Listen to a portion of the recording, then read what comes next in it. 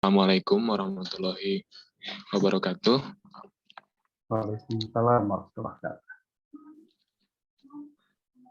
Pertama-tama marilah kita panjatkan puji dan syukur kepada Allah Subhanahu wa taala yang telah memberikan kita kesehatan dan kesempatan agar bisa berkumpul di Zoom meeting ini. Salawat dan salam semoga tetap tercurah limpahkan kepada junjungan Nabi besar kita Nabi Muhammad SAW, kepada para sahabatnya, kepada para tabi'in, dan semoga sampai kepada kita selakunya. Alhamdulillahirrahmanirrahim, pada kesempatan kali ini kita akan sama-sama mendengarkan kajian hadis Sahih Bukhari dengan tema menelusuri cara BAB yang nyunah. Akan dibawakan oleh Dr. Elan Sumarna MAG. Kepada Bapak Elan, silahkan. Ya. Bismillahirrahmanirrahim. Assalamualaikum warahmatullahi wabarakatuh. Alhamdulillah anzala mu'minin liyazdadu iman walillahi junudus samawati wal wa kana Allahu azizan hakim. Ayyuhal hadirun usikum wa iyyallahi qad fazal khabirum bima ta'malun. Hadirin jamaah yang Allah muliakan, alhamdulillah pada sore hari ini kita bisa bersua dengan izin Allah melanjutkan bahasan kita, yakni kajian Sahih Bukhari, yang insya Allah pada sore hari ini kita sampai pada bahasan tentang bab man tabaroza ala labina taini. Jadi bab yaitu bab man tentang orang atau siapa saja, tabaroza yang buang hajat, ala labina taini di atas dua batu, begitu ya. Nah ini pertanyaannya beda ya dengan tema yang atau judul yang diusung dalam pengumuman. Judul yang di atas itu, judul yang diumumkan itu, hadirin sekalian, memang sedikit berbeda karena mengambil dua bahasannya itu akan lebih luas, begitu ya. Karena itu kita mengambil judul dari itu, dari bahasan. Yang kita bahas, kita mengambil dari bab Sahih Bukhari. Itu penjelasan. Baik, hadirin jamaah yang Allah muliakan, semoga hari-hari kita senantiasa diberkati oleh Allah Subhanahu wa Ta'ala. Insya Allah pada kesempatan ini kita akan membahas tentang man ala labitaini, bab buang hajat, tabarruz itu buang hajat, ini maksudnya BAB ya, buang air besar. Dan sekali kita langsung masuk ya, sama-sama di sini. Hadat Fana menceritakan kepada siapa Yusuf dalam bahasanya jadi bagi mereka yang baru bergabung jadi kita ini bercerita dulu tentang nah kita baca dulu. Hadat Fana telah mencerita kepada kami siapa, yaitu Abdullah bin Yusuf. Nah, siapa Abdullah bin Yusuf? Abdullah bin Yusuf itu, hadirin sekalian, adalah gurunya Imam Bukhari. Nah, jadi kata Imam Bukhari, hadatsana telah menceritakan kepada kami, kepada Imam Bukhari, siapa? Abdullah bin Yusuf. Ini Abdullah bin Yusuf. Nah, itu gurunya beliau. Nah, qala kemudian siapa yang berkata? Nah, yang berkata itu adalah Abdullah bin Yusuf. Dalam rangka apa berkata? Pertanyaannya begitu. Itu dalam rangka mempertanggungjawabkan hadis yang diriwayatkan kepada Imam Bukhari. Nah, kata beliau, akhbarona telah mengabarkan kepada kami. Nah, akhbarona telah mengabarkan kepada kami. Nah, kami di sini, hadirin sekalian, berbeda dengan kami di sini. Nah, ya, kalau kami pada lafadzna di sini itu merujuknya kepada Imam Bukhari. Sementara kami pada lafadz akhbarona di sini merujuknya kepada Abdullah bin Yusuf, gurunya beliau. Nah, kata beliau kepada Abdullah bin Yusuf, akhbarona telah mengabarkan kepada kami siapa? Malik. Berarti Malik adalah gurunya Abdullah bin Yusuf. Nah, begitu. An Yahya, Malik mendapatkan An Yahya bin Sa'id.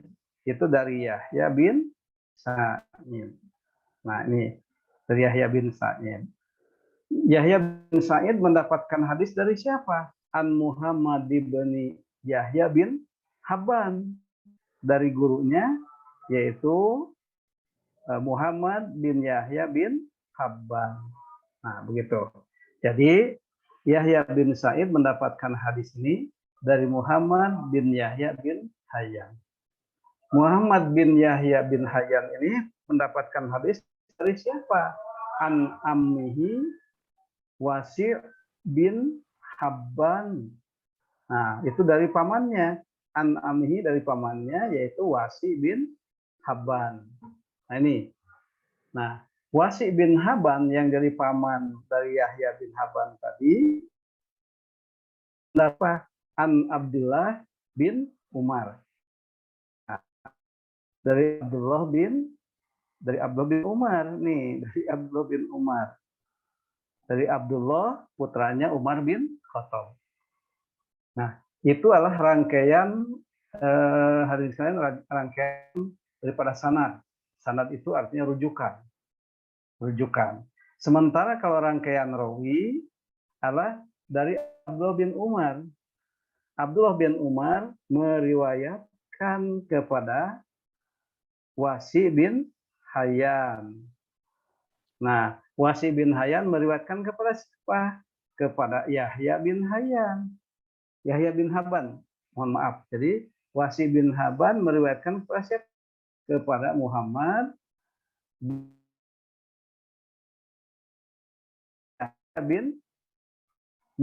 bin Yahya bin Habban meriwayatkan kepada siapa? Kepada Yahya bin Sa'id. Yahya bin Sa'id meriwayatkan kepada siapa? Kepada Malik. Malik meriwayatkan kepada siapa? Kepada Abdullah bin Yusuf. Nah, Abdullah bin Yusuf meriwayatkan kepada Imam Bukhari. Dan Imam Bukhari menuliskan hadis itu dalam Sahih Bukhari. Nah, begitu. Nah, jadi hadirin sekalian, kalau kita meruntutnya dari Imam Bukhari ke Abdullah bin Umar kepada Rasulullah, itu namanya adalah sanad. Kegiatannya isnad. Jadi isnad itu penelusuran sanad. Orangnya disebut sanad. Nah, tetapi kalau kita menelusuri dari Rasulullah kepada Imam Bukhari, maka itu artinya proses periwayatannya rawi. Begitu. Nah, baik itu sekalian sepintas ilmu hadis, begitu. Nah, kita langsung ke Ibnu Abbas. Maksudnya langsung ke Abdullah bin Umar atau lebih dikenal dengan Ibnu Umar. Nah, jadi an Abdillah bin Umar, dari Abdullah bin Umar, annahu bahwasanya beliau Abdullah bin Umar tadi karena adalah yaqulu, beliau berkata, Ibnu Umar berkata, inna nasan, sesungguhnya orang-orang yaquluna berkata idza qa'adta, nah apabila engkau duduk. Nah, coba dulu ya, di hadirin sekalian terjemahnya supaya tidak salah, dicoba dulu ya ini. Nah, orang-orang, jika kamu menunaikan hajatmu, nah ada menunaikan hajatmu, maka janganlah menghadap ke arah Baitul Maqdis ya. Nah, jadi jadi idza qa'adta, apabila engkau, qa'ada itu maksudnya dulu kami sini maksudnya menunaikan ya. Idza qa'adta, apabila engkau menunaikan ala hajati ke hajatmu, maksudnya membuang hajat ya. Fala tastakbil, maka janganlah engkau menghadap al-qiblat kiblat. Wala, dan tidak boleh Baitul Maqdis menghadap Baitul Maqdis. Nah, ini kata orang-orang, dan tentunya bersumber dari semuanya orang itu berkata, idza qa'adta, apabila engkau menunaikan ala hajatika, menunaikan kebutuhanmu, hajat maksudnya ya, fatas takbil, maka janganlah engkau menghadap al-qiblat kiblat. Wala Baitul Maqdis, dan jangan pula menghadap Baitul Maqdis. Nah, faqala, maka berkata, siapa yang berkata? Abdullah bin Umar. Nah, jadi mendengar itu Abdullah bin Umar berkata, nah ini Abdullah bin Umar ya, laqad irtadda, ini ada sebentar, ada ke ini ke lampu besar, jadi nah, laqad, sungguh, irtaqo itu aku pernah naik yauman, suatu hari, ala zohri baitin ya, naik ke atap rumah maksudnya ya, lana, rumah kami, begitu. Itu aku melihat Rasulullah Shallallahu Alaihi Wasallam, aku melihat Rasulullah SAW itu ala labitaini, tengah duduk di atas dua batu ya, duduk, bukan jongkok ya, tapi duduk labitaini, di atas dua batu, mustakbilan, dalam keadaan dia menghadap Baitul Maqdis, kepada Baitul Maqdis, li hajatihi, dengan dalam rangka menunaikan hajatnya, buang air besar ya. Waqala, dan berkata Ibnu Abbas, la'allaka, barangkali engkau itu minalladzina, dari kelompok orang-orang yang sholat aurokihim, sholat di aurok itu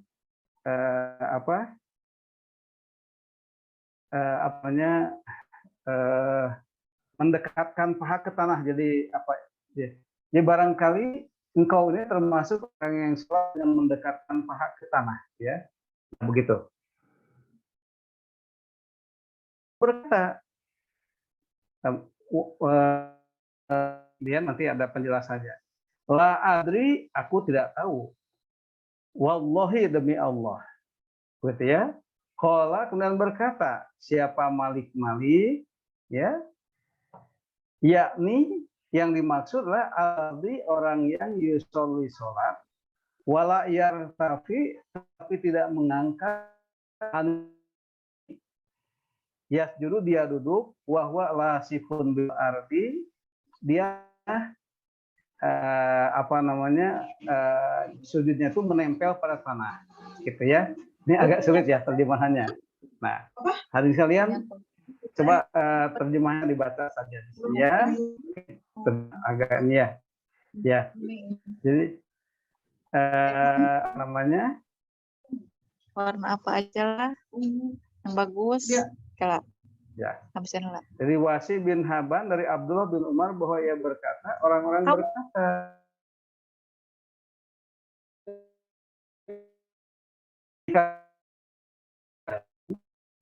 nah, maka menghadap kiblat atau menghadap ke arah Baitul Maqdis. Abdullah bin Umar berkata, pada suatu hari aku pernah naik ke atap rumah milik kami. Lalu aku melihat Rasulullah Shallallahu Alaihi Wasallam buang hajat menghadap Baitul Maqdis. Padahal tadi dikatakan tidak boleh sholat itu, tidak boleh buang hajat itu menghadap ke Ka'bah atau ke Baitul Maqdis. Tapi di sini Ibnu Abbas ketika naik ke rumah Ibnu Abbas, dia melihat Rasulullah tengah duduk di atas dua batu, ya, menghadap Baitul Maqdis, gitu ya. Seseorang berkata, barangkali kamu termasuk dari orang-orang yang sholat dengan mendekatkan paha ke tanah. Maka aku berkata, orang tersebut adalah orang yang sholatnya tidak mengangkat paha dari tanah, ya, ketika sujud, yakni menempelkan tangannya ke tanah, di sini perutnya, gitu ya. Nanti memang agak sulit menerjemahkannya, tapi nanti kita bahas. Nah, hadirin sekalian, ini hadis masih tentang toharoh, ya. Nah, namun demikian, sebelum kita membahas, kita coba mengulang dulu bahasan sebelumnya supaya nyambung. Nah, jadi mengulang bahasan sebelumnya dulu.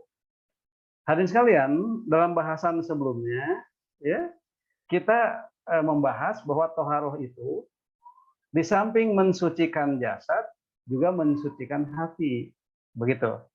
Jadi toharoh itu di samping mensucikan jasad juga mensucikan hati, begitu.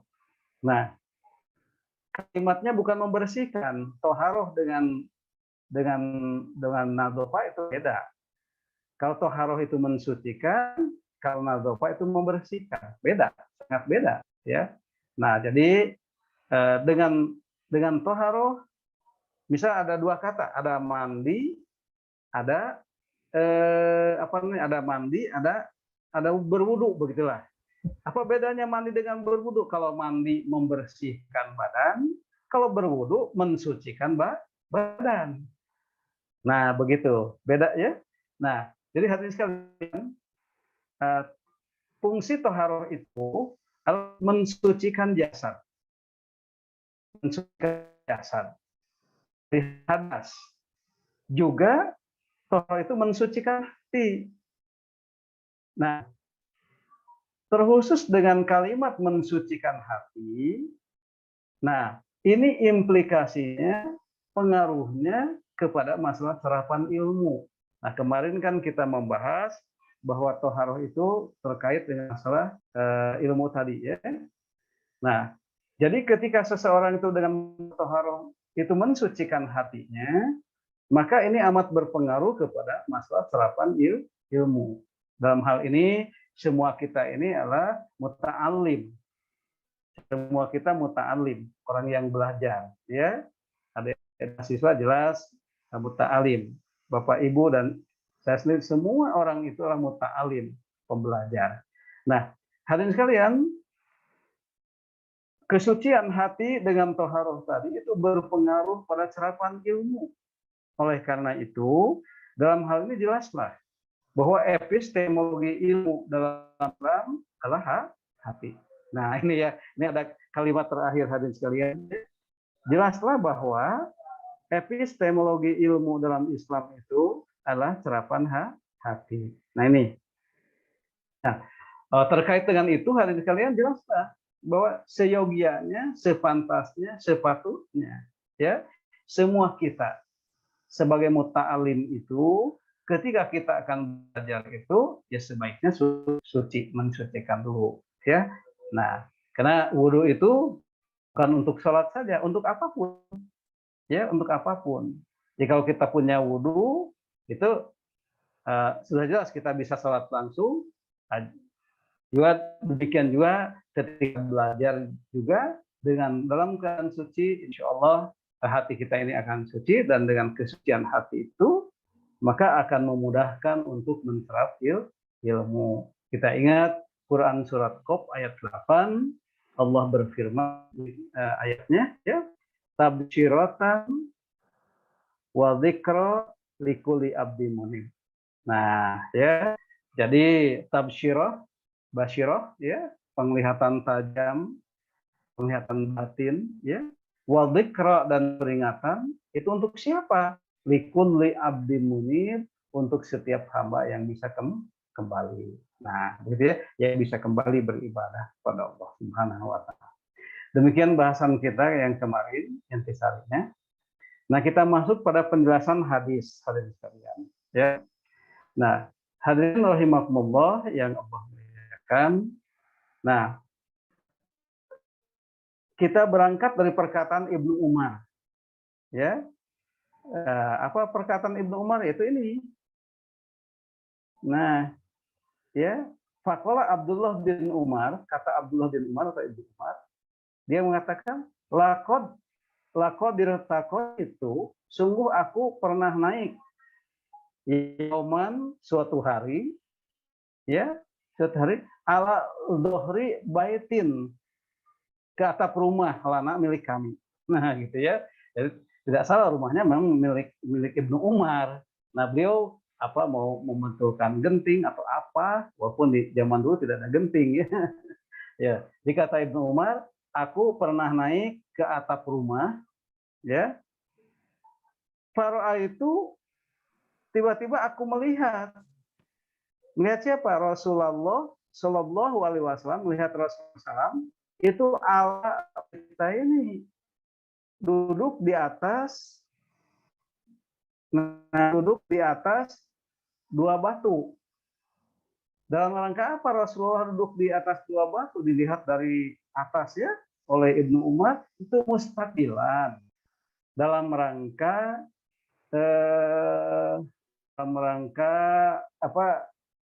menghadap Baitul Maqdis ke Baitul Maqdis. Jadi Rasulullah duduk di atas dua batu dalam rangka buang hajat, itu menghadap ke Baitul Maqdis. Lihajatihi, ya, untuk menunaikan, untuk buang hajatnya tadi. Nah, begitu. Nah, kalimat itu hadirin sekalian, kalimat tadi di mana Ibnu Abbas itu naik ke rumah beliau ya. Dalam sebagian lafaz yang dikeluarkan oleh Imam Muslim, Ibnu Abbas itu naik ke atap rumah Hafsah. Lafaz yang lain naik ke rumah Hafsah. Siapa Hafsah? Ya, Hafsah itu adalah istri Rasulullah, putrinya Umar bin Khattab. Nah, putrinya Umar bin Khattab tentunya saudara dari Ibnu Umar. Nah, saudara dari Ibnu Umar. Nah, jadi rumah Hafsah tadi ya, Rasulullah ada di dalam rumah Hafsah, rumah istrinya yaitu Hafsah, dan Rasulullah tengah buang hajat, tengah BAB menghadap kiblat. Maksudnya menghadap Baitul Maqdis. Nah, gitu. Nah, hadirin sekalian, kalimat ini sepertinya bertentangan. Ya, sepertinya bertentangan dengan ungkapan yang pertama bahwa itu mengatakan, dan ini juga tentu saja petunjuk dari Rasulullah, kita nanti akan dapati hadis-hadis lain. Itu dikatakan bahwa Rasulullah melarang BA itu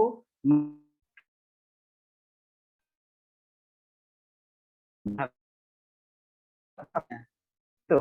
Jadi tidak boleh kita itu BAB menghadap kiblat atau menghadap Baitul Maqdis membelakangi kiblat. Nah, tidak boleh begitu, gitu. Tetapi hadis ini justru menjelaskan dengan eksplisit bahwa Rasulullah batu menghadap Baitul Maqdis. Nah, kalau menghadap Baitul Maqdis berarti membelakangi kiblat. Nah, itu masalahnya. Masalahnya di sana, gitu ya. Dalam hal ini tentu saja para ulama muslim tentu saja mengatakan hadis ini adalah merupakan kekhususan dari umumnya lafaz yang melarang untuk membelakangi Baitul Maqdis atau menghadap kiblat. Jadi di Arab itu, ya begitu di Arab kita membelakangi Ka'bah pasti menghadap Baitul Maqdis atau sebaliknya. Jadi hadis para ulama mengatakan bahwa ini hadis ini merupakan khos atau mukhosis. Hadis ini merupakan hadis yang mengkhususkan keumuman lafaz yang melarang bahwa BAB itu membelakangi Baitul Maqdis menghadap kiblat atau sebaliknya. Nah, kalau kita lihat daripada teksnya daripada hadis ini dalam bangunan, begitu, yaitu di rumah beliau, di rumah Hafsah tadi.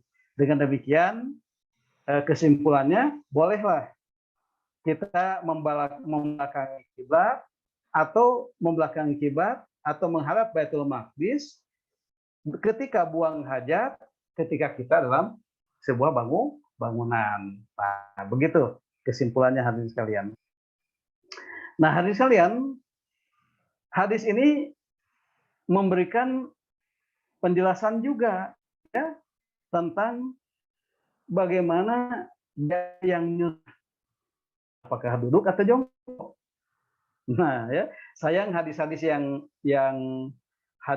yang menjelaskan BAB-nya Rasul ketika jongkok itu kita belum sampai kepada bahasan itu, ya. Nah, kita pada hadis Bukhari ini baru sampai pada bahasan bahwa Rasulullah BAB itu tadi. Sementara banyak hadis yang menjelaskan bahwa Rasulullah itu kalau BAB, demikian juga BAK, ya, buang air, juga duduk. Apa maksudnya? Rasulullah itu dalam hadis-hadis yang banyak, ya, itu menjelaskan bahwa Rasulullah itu kalau BAB itu jongkok, terlebih buang air kecil. Nah, ini ya. Nah, jadi tetapi dalam hadis ini dikisahkan Rasul jongkok. Nah, jadi memang ada dua varian. Kita melihatnya bukan sebuah pertentangan hadis sekalian, tapi sebuah varian. Varian itu maksudnya keberagaman apa yang dilakukan oleh Rasulullah. Bahwa Rasulullah itu memang banyak hadis yang menjelaskan bahwa Rasulullah itu adalah jongkok. Kalau di Arab saat itu di zaman Nabi itu hadis sekalian punten ya agak sedikit vulgar. Jadi apa namanya masih sama dengan kita di umumnya kita ya, namanya saving dia. Jadi kotoran itu dimasukkan ke dalam tanah, ada lubang tutupi besi. Besinya berlubang, besi. Kemudian orang-orang Arab saat itu kalau mau BAB itu ya dia jongkok pada lubang dari besi, kemudian kotorannya masuk ke dalam tanah. Begitu. Kalau itu apa namanya, WC-nya ada dalam rumah. Nah, tetapi kalau kemudian kalau mau BAB itu ke tanah lapang, ke tanah lapang itu. Jadi setelah sholat maghrib, pokoknya menjelang setelah sholat maghrib ke tanah yang jauh dari tanah. Nah, jadi dengan demikian sekalian, kalau rumah itu, kalau WC-nya di rumah, itu begitu. Nah, di rumah Hafsah itu Rasul duduk di atas dua batu, dengan tujuan ya tadi supaya kotoran itu masuk langsung ke dalam tanah, kemudian kencing dan sebagainya tidak terciprat kepada kaki beliau. Nah, begitu. Nah, itu hadirin sekalian. Jadi memang ada dua varian tadi. Oleh karena itu, apa namanya, mana yang lebih bagus? Kalau para ulama melihat, yang lebih sehat itu memang BAB dengan jongkok. BAB dengan jongkok, walaupun dengan duduk dilakukan juga oleh Rasul dalam keadaan tertentu. Dalam keadaan yang terbatas, Rasul apa namanya, BAB-nya jongkok. Maksudnya duduk begitu, seperti dalam hadis ini. Tapi kebanyakan hadis Rasul dikisahkan BAB-nya dalam keadaan jongkok. Karena itu yang lebih sehat, gitu ya. Nah, apa yang dilakukan Rasul itu dalam keterbatasan, karena sifatnya kekhususan, begitu. Nah, itu hadirin sekalian. Kita lihat nomor 4. Kita lihat 4. Hadis ini merupakan dalil khususan yang mengkhusus dari larangan secara umum. Larangan BAB itu tidak boleh menghadap Ka'bah atau membelakangi Ka'bah, menghadap Baitul Maqdis atau membelakangi Baitul Maqdis. Nah, larangan itu dikhususkan oleh hadis tadi, artinya dalam keadaan di dalam ruangan yang didindingi oleh dinding itu dibolehkan, dibolehkan. Kecuali kalau di tanah lapang tidak ada dinding yang mensekatnya, maka tidak boleh menghadap kepada Ka'bah atau membelakangi, menghadap Baitul Maqdis atau membelakanginya. Nah, begitu hadirin sekalian. Nah, baik hadirin sekalian, kita lihat nomor 5. Nah, kita lihat nomor 5. Hadis ini mengandung beberapa faedah.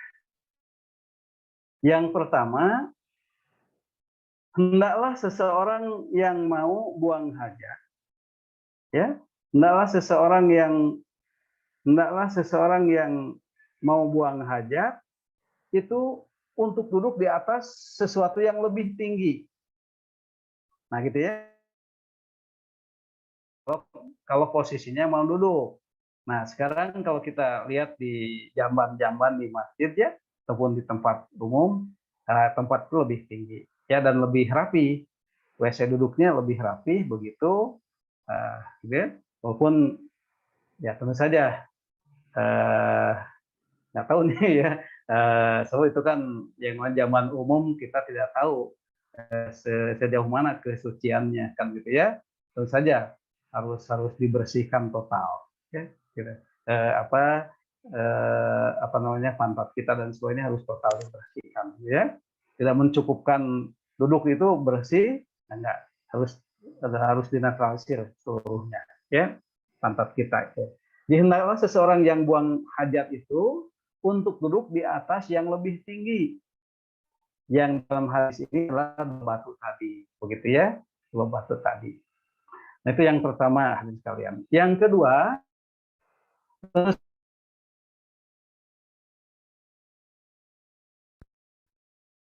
atap rumah Hafsah atau rumahnya, begitu adalah sesuatu yang di luar kesengajaan, bukan menyengajakan diri. Karena mustahil sahabat mengintip, ya, mustahil sahabat itu ngintip bagaimana Rasul itu buang air hajat, buang hajatnya sampai pasti dia melihat aurat Rasul, gitu kan?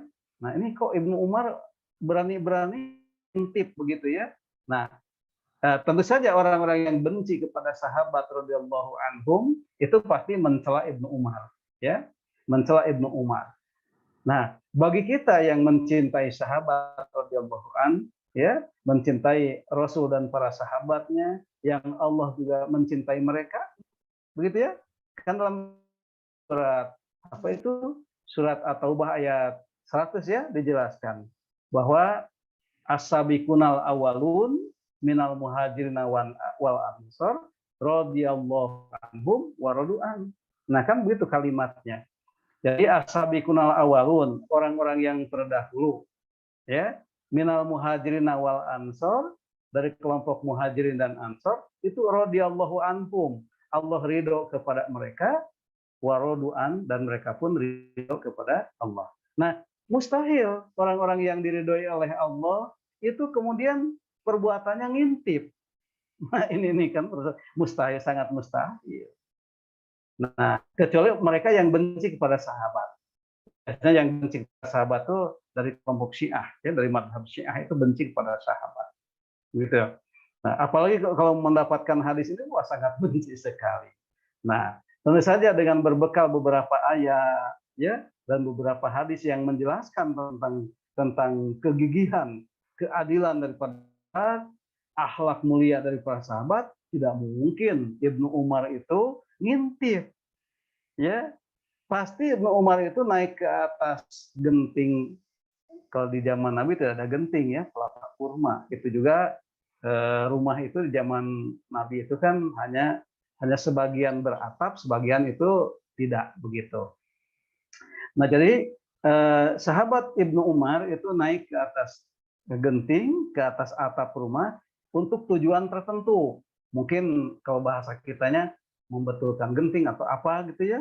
Pokoknya beliau naik ke atap, tiba-tiba di luar kesengajaan, ya, beliau melihat Rasulullah tengah buang air besar, gitu. Dalam keadaan tadi membelakangi Ka'bah, membelakangi kiblat dan menghadap kepada itu. Nah, jadi tentu saja kejadian ini sungguh merupakan ibrah yang besar dari Allah Subhanahu wa taala untuk turunnya ilmu. Nah, sehingga turunlah ilmu bahwa dibolehkan seseorang itu buang hajat di dalam sebuah bangunan untuk menghadap kepada Baitul Maqdis dan membelakangi kiblat. Nah, itu hadirin sekalian, ya. Nah, hadirin sekalian, coba kita lihat adab-adab buang air besar, ya, atau adab-adab daripada BAB. Yang pertama, hadirin sekalian, harus mencari tempat yang tertutup dan jauh dari manusia. Ini dalam tentu saja ini kondisinya kondisi dahulu, ya. Sementara di rumah kita kan sudah ada WC, ya, sudah ada. Jadi semua itu sudah tertutup dan ya tidak terlihat dari orang-orang, ya. Nah, di tempat, tapi ada kalanya kalau pergi ke hutan, ke tempat jauh, lagi perjalanan kemana, tidak menemukan jamban, maka tentu saja yang dicari itu tempat tertutup dan jauh dari manusia. Nah, jadi para wanita khususnya, ya, kalau mau BAB itu menjelang maghrib atau setelah maghrib, mereka pergi yang dari pantauan manusia untuk BAB tadi, ya. Nah, kemudian ada hadis yang mengetengahkan hal tadi. Nah, ini dari hadis yang dikeluarkan oleh Ibnu Majah, ya, dari Jabir bin Abdullah katanya, bahwa kami pernah keluar bersama Rasulullah Sallallahu Alaihi Wasallam ketika dalam perjalanan. Lalu beliau tidak menunaikan hajatnya di tempat terbuka. Nah, tetapi beliau pergi ke tempat yang jauh sampai tidak tampak dan tidak terlihat. Nah, ini sebuah kepandaian Rasulullah dalam memelihara muruahnya. Nah, kalau di masjid-masjid kita bagaimana? Di masjid insya Allah kalau BAB di masjid juga tertutup. Tetapi kalau buang air kecil itu, ya kalau buang air kecil itu ya dia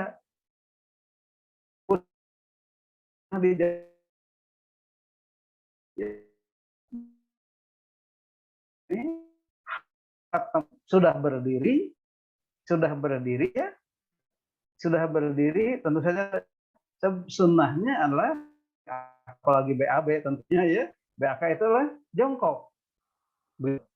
Nah, ya. Ini apa? Nah, sehingga sebagian orang nakal itu kan selalu mengatakan ini akaling katanya kalau BAK itu ya. Nah, ini kan begitulah keadaannya ya. Nah, oleh karena itu nasihat kepada saya sendiri juga kepada hadirin yang Allah muliakan, kalau termasuk BAK apalagi BAB ya tentunya itu sebaiknya jongkok di tempat yang tertutup begitu. Nah, ini juga kritik kita nih kepada masjid-masjid ya di kita ya. Kenapa kepada masjid ya? Kalau di tempat umum ya umum namanya juga umum, tempat umum ya. Nah, ini di masjid kok di masjid ya. Nah, itu ya apa gerangan yang terjadi begitu dengan di masjid-masjid. Dan kita pun juga karena masjidnya settingannya begitu BAK akhirnya kita seperti itu untuk BAK ya. Sehingga muruah kita hilang. Bagaimana mungkin misal di sini kita ini ada para dosen, ada para guru ya, tiba-tiba kalau mau kencing itu ya sejajar dengan para murid kita ya. Nah, hanya di tanpa dinding ya gitu itu BAK begitu sambil berdiri begitu. Nah, ini kan muruahnya hilang ya. Nah, hadirin sekalian, coba kita lihat adab nomor B. Tidak membawa sesuatu yang menggunakan nama Nabi atau nama Rasulnya. Nah, apa alasannya? Jadi kita ini kalau di kantong kita disimpan dulu lah, ya. Atau tulisan-tulisan yang mengandung ayat-ayat Al-Quran atau nama-nama yang dimuliakan, ya, ya, atau berupa secari kertas atau catatan apapun tidak boleh dibawa ya ke tempat itu. Rasul sendiri cincin stempelnya ya, stempel yang ada pada cincinnya itu di ya atau nah ya. Nah, hal ini sebagaimana dalam Quran surat Al-Hajj. Ini tadinya mau dikutipnya tapi karena tergesa langsung berfirman, demilah perintah Allah. Dan barang siapa yang mensyiar-syiar Allah, sesungguhnya maka sesungguhnya itu muncul dari ketakwaan hati. Jadi ciri takwanya hati ini adalah mengagungkan syiar-syiar Allah. Syiar-syiar apa? Ya tadi nama-nama Allah diantaranya, nama-nama Rasul, ya, dan simbol-simbol keagamaan lainnya. Begitu. Nah, kalau kita termasuk kepada mereka yang mengagungkan syiar-syiar Allah, hendaklah kalau pergi ke WC atau untuk BAK atau BAB, hendaklah itu ditanggalkan dulu, disimpan dulu. Ya. Nah, coba kita lihat adab yang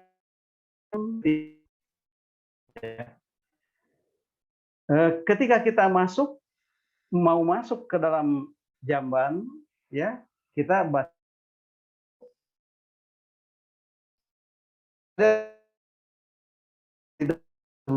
kita atau tawud atau membaca yang diajarkan tawasul. Ya, Allahumma inni, ta'awudnya kan Allahumma inni a'udzubika minal khaba'is minal khubusi wal khaba'is. Nah, gitu ya. Nah, itu ta'awudnya betul. Jadi bismillahirrahmanirrahim atau langsung ta'awud Allahumma inni a'udzubika minal khubusi wal khaba'is. Ya Allah, aku berlindung kepadamu dari setan laki dan perempuan. Nah, ya.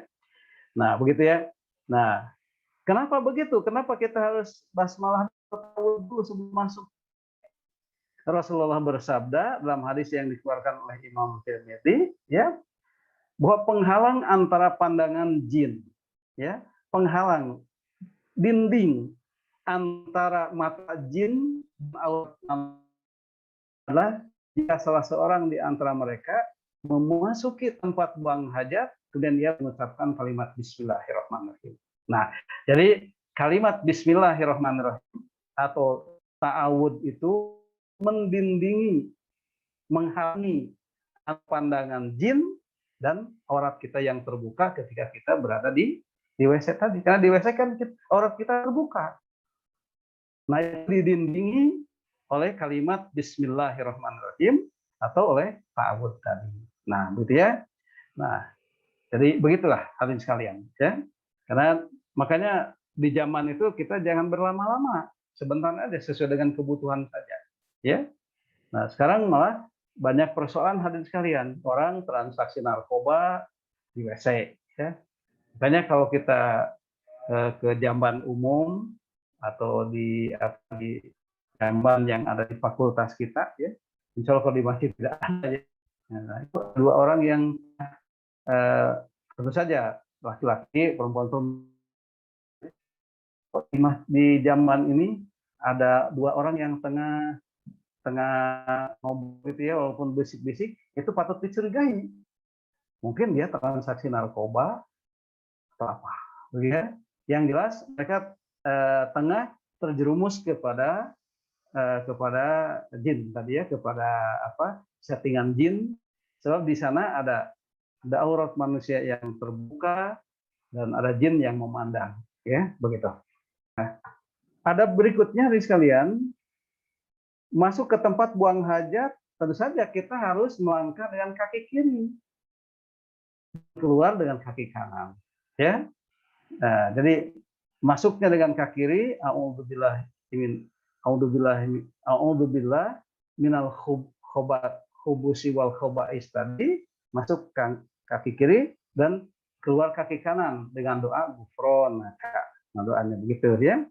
Nah, Imam Syaukani berkata begini, adapun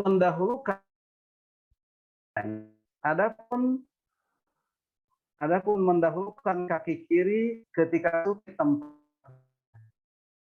keluar dengan kaki kanan, hal itu memiliki alasan bahwa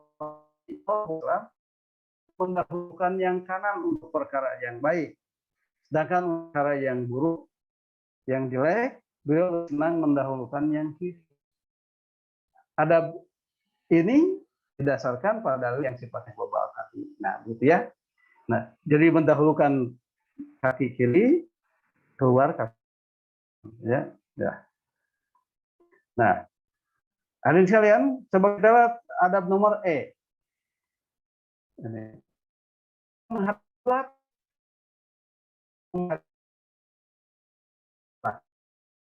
Nah, dari Abu Ayyub Al-Ansori, Nabi bersabda, jika kalian mendatangi tempat buang hajat, maka janganlah kalian menghadap kiblat atau membelakanginya. Menghadaplah ke arah timur atau barat. Nah, gitu ya. Ini hadis-hadisnya banyak. Nah, ini waktunya ya. Kita ingin ada tanya jawab. Nah, kemudian yang F. Nah, dilarang berbicara saat buang air. Ya, dilarang berbicara saat buang air. Nah, ya. Nah, betul. Dalam sebuah hadis dikatakan, hadis yang dikeluarkan Imam Muslim, ada seseorang yang melewati Rasulullah Shallallahu Alaihi Wasallam dan beliau sedang buang air kecil. Gitu ya. Ketika itu orang tersebut mengucapkan salam, tetapi beliau membalas. Nah,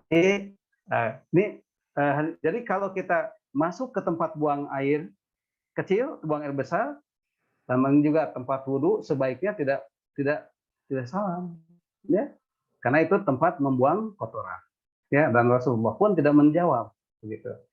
Nah, tidak buang air kecil ataupun besar di jalan atau di tempat berteduhnya orang lain.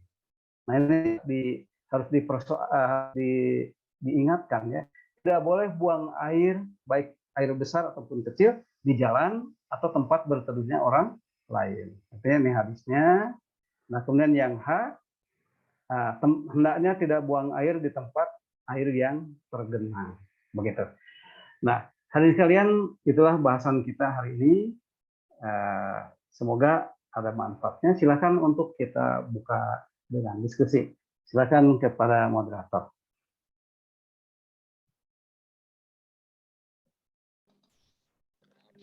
Amin.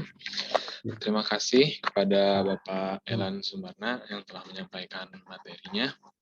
Baik, sekarang masuk ke sesi tanya jawab. Untuk para hadirin yang ingin bertanya, silakan terlebih dahulu menyampaikan bertanyanya di kolom chat atau bisa menggunakan fitur raise hand. Ya, silakan. Kebetulan nih Bahana kita nih tidak diliput oleh TV, ya. Kemarin juga tidak diliput karena ada gangguan, katanya ada hal yang harus dikerjakan. Hari ini juga kita tidak diliput TV karena TV UPI-nya tengah mewawancarai Pak Rektor UPI, kalau tak salah begitu. Tapi insya Allah nanti uploadannya dimunculkan di TV UPI. Silakan Bahana. Ya, baik. Ini ada yang ingin bertanya pertama dari Muhammad Syaifan. Kepada Ya, Muhammad silakan. Syaifan dipersilakan. Ya, izin bertanya Bapak. Sebelumnya Silakan, terima kasih penyampaian materinya cukup menarik ya Pak ya. Izin bertanya Pak, terkait kalau misalnya kita sedang berpergian gitu Pak, terutama di alam gitu Pak. Misalnya kita sedang naik gunung terus kemudian kita tuh udah mempersiapkan di bawah tuh udah BAB dan lain sebagainya gitu Pak. Tetapi ketika kita sampai di puncak gunung, tiba-tiba kita tuh ingin BAB gitu Pak. Sedangkan di atas kan kita tahu sendiri gitu Pak. Kita pun mau BAB di di tempat yang jauh dari orang pun kayaknya susah gitu Pak. Kira-kira solusinya seperti apa Pak? Apakah kita mencari tempat yang jauh dari orang agar bisa BAB, kemudian kan itu resikonya terlalu besar gitu Pak ya. Mungkin kita bakalan bisa tersesat atau apa itu Pak. Itu kira-kira bagaimana Pak? Ya, baik. Ini Muhammad Syaifan, ya. Bagus, suka naik gunung. Ya, pertanyaannya bagus. Jadi yang dimaksud itu tentu saja intinya jauh dari pandangan manusia. Bukan dari sisi jauhnya tempat, ya, jauh atau dekatnya tempat, tapi jauh dari pandangan manusia. Nah, jadi kalau ada kekhawatiran kita di tempat yang jauh, kita tersesat, jauh dari orang-orang, belum mungkin kita khawatir ada semacam semacam binatang buas dan sebagainya, maka buatlah kesepakatan, ya. Apalagi putri misalnya, harus ada orang-orang yang ya menjaganya. Jadi kesepakatan bahwa tempat di sekitar kita, karena kalau terlampau jauh itu khawatir sesat dan khawatir tersesat dan mungkin ada binatang buas dan lain sebagainya. Nah, jadi dibuatlah kesepakatan. Yang penting jauh dari pandangan manusia, di sini maksudnya agar orang-orang tidak memandang kita yang tengah BAB itu. Jadi dibuat kesepakatan di tempat itu yang kita tentukan, maka tidak boleh ada orang yang ke sana. Tempatnya mungkin dekat, yang penting ada kesepakatan tadi. Begitu, Stefan, ya. Bagus nih pertanyaannya, ya. Nah, di gunung memang seperti itu. Baik, silakan yang lain, Bahana. Pertanyaan lagi dari Gary Firmansyah, dipersilakan. Ya, terima kasih. Ya Bapak, sebelumnya mohon maaf, boleh bertanya tapi ada 2 pertanyaan. Nah, satu pertanyaannya nggak keluar dari materi nggak apa, Pak? Nggak apa-apa, silakan. Ya, pertanyaan pertama, Pak. Kan tadi tentang masalah buat kayak di WC gitu kan tidak boleh menghadap kiblat kalau untuk membuang hajat gitu. Nah, terus kalau misalnya kayak keadaan terdesak gitu, ya mungkin kalau yang setahu Gary ya, kalau terdesak kan dalam konteks orang yang misalnya kayak apartemen gitu Pak. Kan kalau apartemen itu kan kita tahu jadi. Nah, kalau kayak orang-orang yang agamis banget kan pasti wah ini nggak boleh gitu. Nah, itu gimana Pak? Nah, terus pertanyaan yang kedua, eh, kan lagi ada nih Pak kayak video-video yang video YouTubers gitu yang lagi viral yang katanya tuh orang tuanya itu ketemu sama anaknya itu dalam mimpi yang udah meninggal, tapi kan kalau dalam konteks Islam itu kan uh, dalam kayak memberikan ruh ke dalam bayi itu kan waktu 4 bulan ya Pak ya di dalam perut. Nah itu meninggalnya itu baru beberapa minggu. Nah kalau itu kayak gimana Pak, kan kayak kurang masuk akal juga gitu, kayak ketemu bayi di dalam mimpi, tapi dalam dalam konteksnya juga ruh itu diberikan kepada bayi itu pada usia dalam perutnya itu ketika umur 4 bulan. Nah, kalau Gary tonton itu banyak kontroversinya gitu, itulah, jadi Gary juga bingung gitu Pak. Ya mungkin itu Pak, makasih. Ya, bagus pertanyaannya Gary ya. Alhamdulillah. Jadi yang pertama ada dalil yang umum, ada dalil yang khusus. Nah, dalil yang umum tadi bahwa kita tidak boleh BAK atau BAB itu menghadap kiblat atau membelakanginya. Itu dalil yang umum. Nah, dalam keadaan terbatas seperti di dalam bangunan yang settingannya sudah begitu, nah ya, yang settingannya begitu, seperti dalam hadis tadi, Rasul bahkan membelakangi kiblat, menghadap Baitul Maqdis. Nah, begitu. Nah, ini jadi dalil yang khusus ini berlaku dalam keadaan terbatas, dalam keadaan settingan terbatas. Seperti di apartemen yang sudah kondisinya jadi begitu, ya kita tidak bisa mengapa. Oleh karena itu, dengan melihat tadi, ini kekhususan. Jadi kalau kita dalam sebuah bangunan yang terdindingi antara WC dengan kita terdindingi, ini dibatasi oleh itu, ya tidak mengapa, gitu ya, tidak mengapa, gitu. Pertama memang kita terbatas kondisinya, ya. Kedua memang sudah begitu keadaannya. Ibaratnya sama dengan kita kan kalau mau sholat menghadap kiblat tuh, ya. Bagaimana kalau kita sholatnya di kendaraan? Apakah kendaraan itu harus dipaksa untuk menghadap kiblat, sementara kendaraannya tengah membelakangi kiblat? Bisa begitu ya? Nah, tentu saja kiblatnya kita dalam keadaan sholat di kendaraan itu yang ke arah mana kendaraan itu menghadap, ke sanalah kiblat.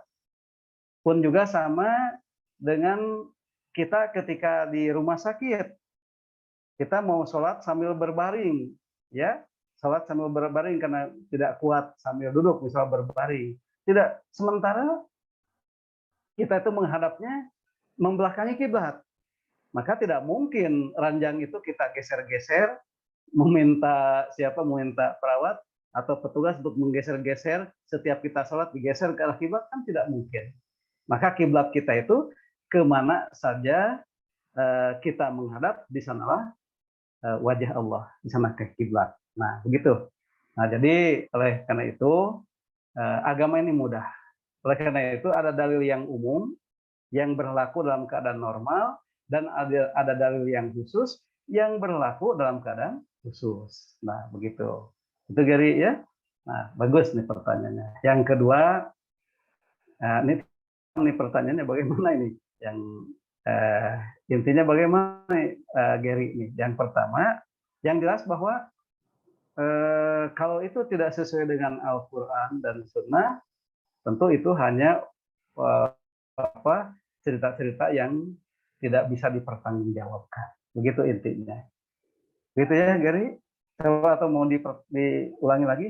Tapi dengan boleh nomor 2. Ya Pak.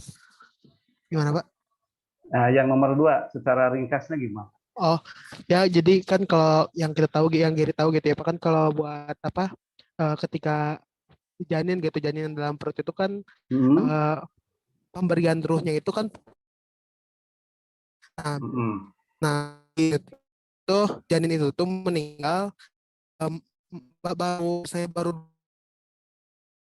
minggu tuh kayak Siapa? janinnya. Ah, Nah, oh, itu tuh kalau misalnya itu ya belum ada peniupan ruh ruhnya. kepada janinnya gitu kan Pak. Nah, terus Hmm. diceritain tuh kayak Gary bingungnya itu emang ada gitu Pak apa bingungnya itu eh, jadi ada mimpi yang ngedatangin bahwa si bayi itu tuh ada gitu Pak. Nah, apakah itu bisa atau enggak? Soalnya Gary juga bingung gitu. Soalnya kan belum ada ruh juga, Hmm. belum Hmm. ada apa ya kayak Hmm. ya ruh lah Ya, gitu lah Pak kayak yang ya, buat dia hidup. Nah, kayak ya. gitu Pak yang Gary bingung Hmm. itu. Paham. Hmm. Ya, alhamdulillah. Nah, tidak usah bingung. Tidak usah bingung. Kenapa mesti bingung? Karena kalau hal itu bertentangan dengan hadis yang sahih, apalagi itu Al-Qur'annya, Al-Qur'an, maka itu tidak perlu keterangan itu dijadikan landasan kita. Ya, kalaupun yang sahih, maka keterangan itu batal demi hukum. Begitu. Nah, begitu ya, Gary, tidak usah bingung, ya. Nah, dicoba aja cari itu keterangan dari mana. Nah, kalau itu misal dari hadis, misal ya. Nah, atau dari keterangan ulama, terlebih dari keterangan ulama, kalau itu bertentangan dengan Al-Qur'an atau dengan hadis yang sahih, nah, kita kesampingkan karena syarat sesuatu itu hujah itu diterima kalau tidak bertentangan dengan Al-Qur'an dan hadis yang sahih. Begitu. Ya. Itu Gary. Ya. Baik, silakan Ya, Mbak makasih Hana. Pak. Sama-sama Gary. Masih ada Mbak Hana? Baik, Pak. Kayaknya udah nggak ada sih, Pak. Karena Ya, berhubung waktunya juga waktunya sudah, ya. ya. Ya, Mungkin langsung ya, saja closing statement dari Bapak. ya. Baik, terima kasih Mbak Hana. Hadirin rahimakumullah, Ibu, Bapak, dosen, karyawan, baik di UPI ataupun di tempat lain yang Allah muliakan, uh, sahabat, karib kerabat, dimanapun Anda berada, uh, yang Allah muliakan, terlebih adik-adik mahasiswa, baik di UPI ataupun di tempat lain yang Bapak cintai, Alhamdulillah ya kita masih bisa diberikan kesehatan oleh Allah untuk terus mengkaji sunnah-sunnah nabawiyah yang kita cintai ini. Ya, jadi kesimpulannya bahwa uh, apa namanya itu BAB atau BAK uh, itu sunnahnya adalah duduk. Maksudnya sunnahnya adalah jongkok. Namun dalam keadaan terbatas dibolehkan untuk BAB itu duduk. BAB itu duduk seperti dalam hadis ini. Ya. Nah, kemudian kalau BAK ya, kalau BAK sebaiknya memang jongkok juga sunnahnya, ya. Jongkok juga sunnahnya. Kalau kalau umumnya orang kemudian BAK itu berdiri, nah itu berarti pelanggaran-pelanggaran yang bersifat muru'ah, ya. Nah, muru'ah. Jadi sebaiknya semua kita ini uh, kita bisa jongkok, baik BAK terlebih BAB, terlebih BAB ya, jongkok. Nah, begitu di antaranya. Nanti insya Allah diputarkan setelah selesai, itu kalau memungkinkan diputarkan video-video cara BAB yang nyunah, cara BAK yang nyunah, begitu ya, diputarkan insya Allah videonya. Nah, itulah indahnya Islam, sehingga segalanya diatur, tentu saja untuk mendapatkan berkah dan magfirah dari semua amal ibadah kita, termasuk hal-hal yang seperti BAB ini. Itu saja mungkin Mbak Hama. Ya, wasyad bi ana muslimun. Assalamualaikum warahmatullahi wabarakatuh. Waalaikumsalam warahmatullahi wabarakatuh. Terima kasih kepada Bapak Dr. Helan Sumarna MAG yang telah menyampaikan materinya. Dan terima kasih juga kepada para hadirin yang masih menyempatkan waktunya hingga akhir ini. Saya selaku moderator mengucapkan mohon maaf bila ada salah kata dan salah tata krama juga. Wassalamualaikum warahmatullahi wabarakatuh. Waalaikumsalam warahmatullahi wabarakatuh. Terima kasih kepada semuanya. Assalamualaikum warahmatullahi wabarakatuh. Bapak. Sami-sami. Terima kasih, Pak.